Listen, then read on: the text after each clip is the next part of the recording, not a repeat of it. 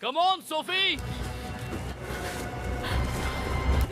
एक लड़की जंगल के बीचों बीच फंसी हुई है और 4 दरिंदे उसे नोचने के लिए उसका पीछा कर रहे हैं। पर वो इस सिचुएशन में कैसे पड़ी, चलिए जानते हैं। कहानी शुरू होती है शॉफी और उसकी दोस्त कैली से, जो कि एंटेलाओ की पहाड़ियों पर क्लाइंबिंग करने आई थी। साथ ही साथ वो अपना ब्लॉग भी शूट कर रही थी। तभी बाहर गाड़ी के आने की आवाज आती है। दरअसल बाहर 4 लड़के थे जो अपनी छुट्टियां एंजॉय करने के लिए यहां पर आए थे। उन्हें देख शॉफी कहती है, लगता है कि इस वीकेंड पर काफी मजा आने वाला है। थोड़ी देर बाद उनमें से एक लड़का इनका दरवाजा खटखटाता है। उसका नाम था जॉश। वो चारों शाम को पार्टी करने वाले थे, इसलिए पार्टी में शॉफी और कैली को भी इनवाइट करते हैं। पर कैली मना कर देती है। हालांकि शॉफी का मन था कि वो उनकी पार्टी अटेंड करे, इसलिए जॉश के जाने के बाद वो कैली को मना लेती है। और अब ये लोग नाइट को इकट्ठा होकर दारू की पार्टी करते हैं, जहां पर शॉफी उनसे पूछती है कि वो अपना वीकेंड कैसे स्पेंड करने वाले हैं। जैक बताता है कि वो एंटेलाओ की पहाड़ों पर पैदल चढ़ने वाले हैं, जिसे सुनकर शॉफी उनका मजाक उड़ाती है और कहती है कि ये काम तो उसकी 10 साल की भांजी भी कर सकती है। असली मजा तो क्लाइंब करके पहाड़ चढ़ने में है। वो दोनों 10,000 फीट ऊपर एंटेलाओ की पहाड़ियों पर क्लाइंबिंग करने वाली है। उसकी बातों से जॉश चिढ़ जाता है, क्योंकि उसे पसंद नहीं था कि कोई भी उसका मजाक उड़ाए। वो बहुत अमीर बिजनेसमैन का लड़का था। उसके पास एक ऐसी घड़ी थी जिसका एक बटन प्रेस करते ही उसकी सुरक्षा में सैकड़ों निंजा हाजिर हो जाते थे।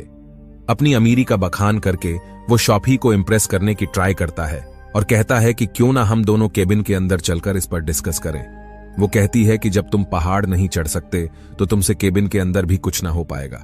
यहां शॉफी जॉश से मजे पे मजे लेती जा रही थी, जिसमें जॉश के दोस्त जैक, रेनल्ड्स और टेलर भी उसका भरपूर साथ दे रहे थे। तभी कैली को नींद आने लगता है और वो सोने के लिए चली जाती है, जहां पर वो अपने बॉयफ्रेंड सैम के उस ब्लॉग को देखती है जिसमें वो और सैम एंटेलाओ की पहाड़ियों पर क्लाइंबिंग करने आए हुए थे। यहीं पर सैम ने कैली को प्रपोज किया था, पर उसका पैर फिसल गया, जिससे उसकी मौत हो गई। उसी की याद में वो यहां पहाड़ चढ़ने आई हुई थी।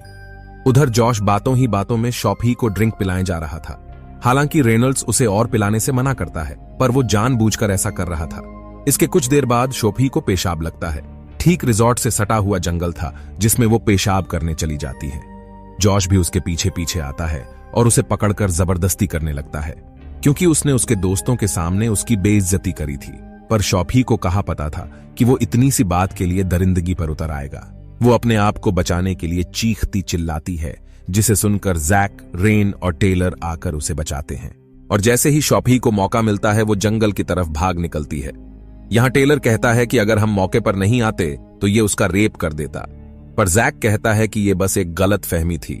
जॉश भी उसकी हां में हां मिलाता है, जिसके बाद ये लोग शॉफी को समझाने के लिए उसे जंगल में चारों तरफ ढूंढने लगते हैं। लेकिन शॉफी बहुत ज्यादा डरी हुई थी। वो इनसे बचने की हर मुमकिन कोशिश करती है, पर जैक उसे पकड़ लेता है और जब तक कुछ कहता वो उसे दांत काट लेती है। तभी जॉश उसके सर पे एक जोरदार पंच मारता है। उसके पीछे ही खाई था, जिसमें वो गिरकर पैरालाइज्ड हो जाती है, क्योंकि उसके सर पे बहुत गहरा चोट लग चुका था। उधर उसकी चीख सुनकर कैली भी जग चुकी थी। बाहर आकर वो शॉफी को ढूंढना स्टार्ट करती है। दूसरी तरफ वो चारों नीचे आकर शॉफी को देखते हैं, जो उनसे अपनी जान की भीख मांग रही थी। रेनल्ड्स तुरंत मदद बुलाने के लिए 911 पर कॉल लगाता उससे पहले ही जॉश फोन छीनकर फेंक देता है, क्योंकि शॉफी के नाखून में उसका डीएनए सैंपल था और उसने जैक को भी दांत काट लिया था। अगर गलती से भी ले जाते वक्त वो मर गई तो ये लोग मर्डर केस में फंस सकते थे, इसलिए जॉश, टेलर और जैक तीनों मिलकर उसे मार डालते हैं। हालांकि रेनल्ड्स इसमें उनका साथ नहीं देता, फिर भी जॉश उसके हाथों पर शॉफी का ब्लड लगाकर कहता है कि अब वो भी इस मर्डर के लिए उतना ही गुनहगार है जितना कि वो तीनों है। इसके बाद वो शॉफी की बॉडी को ठिकाने लगाने से पहले उसके नाखून में फेविकॉल भर रहे थे। तभी कैली उन्हें दूर से देख लेती है। उसे समझ नहीं आ रहा होता कि वो लोग शॉफी के साथ क्या कर रहे हैं, इसलिए वो वीडियो रिकॉर्डिंग करने लगती है। और जैसे ही वो लोग शॉफी को पहाड़ से नीचे फेंकते हैं, वो जोर से चिल्लाती है, जिस वजह से चारों उसे वीडियो रिकॉर्डिंग करते हुए देख लेते हैं। और अब कैली को पता चल चुका है कि उन्होंने शॉफी को मारकर फेंक दिया। उसके पास शॉफी के मर्डर का सबूत है और साथ ही साथ वो खुद भी आई विटनेस है, इसलिए वो चारों उसे मारने के लिए जंगल में फैल जाते हैं। किसी तरह वो छुपकर अपने केबिन तक पहुंचती है, जहां पर रेनल्ड्स उसे देख लेता है और कहता है कि यहां से जल्दी भाग जाओ, वरना वो तुमको भी मार डालेंगे। अब केली केबिन से बैग लेकर सीधे एंटेलाओ की पहाड़ियों की तरफ भागती है, क्योंकि उसे पता था कि ये लोग क्लाइंब नहीं कर सकते, और जाकर पहाड़ पर चढ़ना स्टार्ट करती हैं। टेलर भी उसके पीछे पीछे चढ़ता है, पर वो उसे मारकर नीचे गिरा देती है, जिससे उसका पैर टूट जाता है। वहीं जॉश गुस्से में चिल्लाकर कह रहा होता है कि तुम कितना भी ऊपर चली जाओ केली, हम तुम्हें बिना मारे छोड़ेंगे नहीं। इसके बाद वो टेलर को केबिन लाकर पेन किलर देते हैं और रस्सी वगैरह लेकर उसे पकड़ने के लिए निकल जाते हैं। उधर केली काफी ऊपर तक चढ़ने के बाद रुककर आराम कर रही थी। तब तक ये तीनों भी नीचे आ चुके थे। वहीं पर जैक को केली का फोन मिलता है, जो कि चढ़ते वक्त गिर गया था। इसका इस्तेमाल वो पुलिस को गुमराह करने के लिए करते हैं। जॉश उसके फोन से अपने फोन पर प्यार भरे मैसेज करता है, ताकि बाय चांस जब इस मर्डर केस की इंक्वायरी हो तो पता चले कि इनके बीच कोई अनबन नहीं हुआ था और वो पहाड़ से गिरकर मरी थी। अब ये लोग पीछे के रास्ते से चढ़ने वाले थे। तभी जॉश को याद आता है कि उसका ग्लव्स तो केबिन में ही छूट गया, इसलिए वो उसे लेने वापस चला जाता है। उसके जाते ही रेनल्ड्स कहता है कि हमें इस घटना को पुलिस को बता देना चाहिए। इसमें उन तीनों की कोई गलती नहीं, सिर्फ जॉश ही इस मर्डर का जिम्मेदार है। याद है जब हम क्लास 10 में पढ़ते थे तब उसने एक लड़के का मर्डर कर दिया था। वो एक साइको किलर है। जैक कहता है कुछ भी हो, अगर यहां पुलिस आई तो वो सबसे पहले फंसेगा, क्योंकि उसके हाथों पर शॉपी के दांतों के काटने के निशान हैं। इधर केली जैसे जैसे टाइम बीत रहा था वैसे वैसे और ऊपर चढ़ती जा रही थी। जब इतने टाइम बीतने के बाद भी जॉश वापस नहीं लौटा तो जैक उसे देखने गया। वहां पहुंचते ही जॉश केबिन से बाहर निकला। उसके माथे पे पसीना चमक रहा था और केबिन के अंदर से टेलर के कराहने की आवाज भी नहीं आ रही थी, यानी कि वो उसको भी मार चुका था। पर जैक उतना ध्यान नहीं देता और वापस आकर ये तीनों पीछे के रास्ते से चढ़ना स्टार्ट करते हैं। इधर केली एक ऐसी जगह पे फंस चुकी थी जहां से ऊपर चढ़ना बहुत कठिन था और बिना रस्सी के नीचे जा भी नहीं सकती थी। उसके ठीक दाहिने पहले के क्लाइंबर्स ने रस्सी लगाया था, जिसको पकड़ने के लिए वो अपनी बैग को दांत से काटकर उसमें का वायर बाहर निकालती है और उससे रस्सी पकड़कर ऊपर चढ़ती है। तब तक ये लोग उसके ऊपर पहुंच चुके थे और वो ठीक उनके नीचे थी। जॉश उससे कहता है कि अगर वो कैमरा वापस कर दे तो किसी को कुछ नुकसान नहीं होगा और वो उसे सही सलामत यहां से जाने देंगे। जिसके बाद वो रस्सी लटकाकर उससे कैमरा मांगते हैं, पर वो कैमरे की जगह गाली लिखकर भेजती है, जिसे देख जॉश आग बबूला हो उठता है और अब ये लोग उसके ऊपर आने का इंतजार करने लगते हैं। इंतजार करते करते अंधेरा भी हो चला था, पर केली टस से मस नहीं हुई। वो जहां पर रुकी थी वहां एक कैंपिंग बैग लटक रहा था, जिसके अंदर उसे पानी का बोतल और चाकू मिलता है। प्यास के आगे उसे कुछ फर्क नहीं पड़ता कि वो पानी कितना पुराना है और पहले प्यास बुझाती है, फिर उसी कैंपिंग टेंट को लगाकर अंदर लेट जाती है। जब काफी रात होने के बाद भी वो ऊपर नहीं आती तो जॉश उसके ऊपर पेशाब करना स्टार्ट करता है और वहां पर जितने भी क्लाइंबिंग गियर मौजूद थे सभी को बैग में भर के केली पर हमला कर देते हैं, जिससे वो गिरकर बैग से लटक जाती है। जॉश उसे नीचे झूलता देख रस्सी काट देता है, पर वो गिरते गिरते पहाड़ को पकड़ लेती है। किसी तरह वो अपने आप को स्थिर करके फिर से सोने की कोशिश करती है।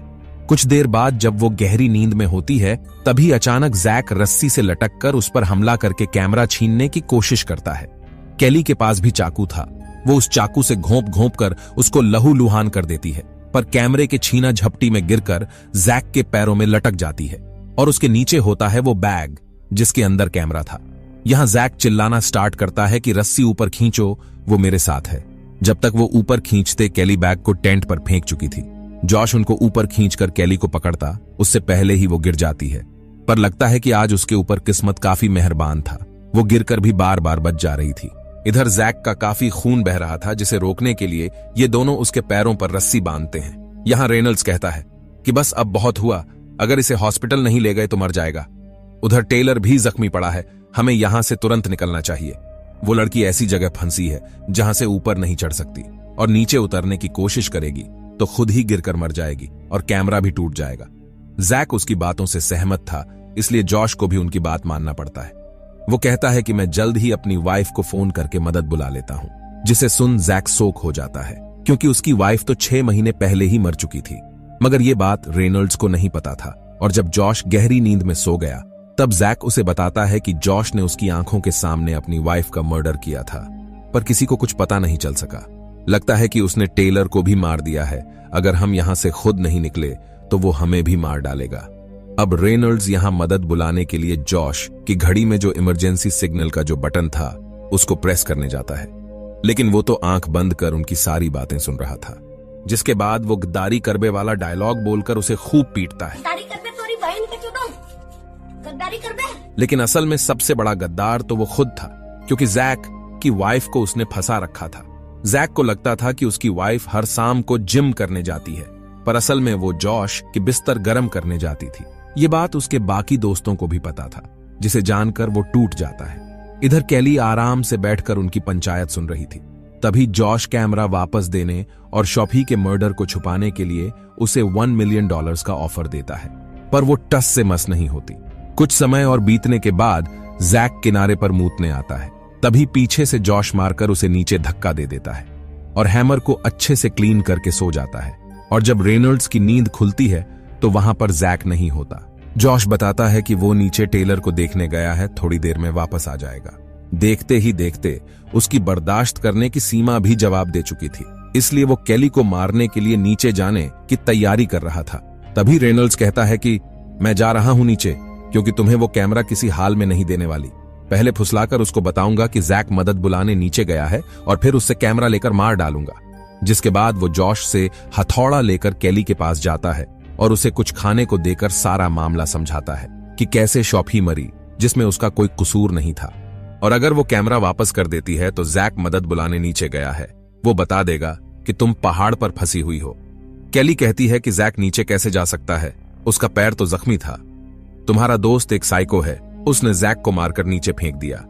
हालांकि रेनॉल्ड्स उसकी बातों पर यकीन नहीं करता और कैमरा लेकर ऊपर चला आता है, लेकिन उसने कैमरे से मेमोरी निकाल लिया था। इधर रेनॉल्ड्स तुरंत जैक को फोन लगाता है, पर उसका मोबाइल यहीं पर रिंग कर रहा था। मतलब कैली की बात सही थी।